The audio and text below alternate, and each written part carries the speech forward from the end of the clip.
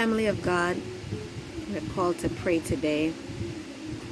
As Christians united, people of God, believers in Jesus Christ as our Lord and Savior together, here are the 5 prayer points that I received from the leadership in my ministry here in Trinidad and Tobago that is being sent all around the world for Christians to pray in unity.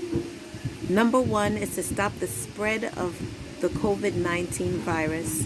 Number 2 is the recovery of those already infected with the virus. Number 3 is peace for the families who lost loved ones to this virus.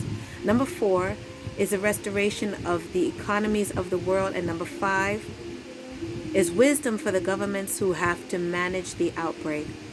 People of God, I thank you for joining your prayers with me. Those of us in the Eastern Standard Time zone are asked to pray between 12 and 1 p.m. I'm not sure if it's broken up by time zones, I'm assuming, so that there is prayer going on 24 hours around the clock. But that doesn't stop you from praying right now.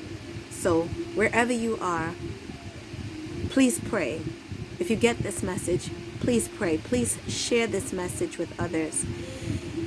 And let's get together to ask God to do what only He can do, so that He alone can get the glory when all of this is over.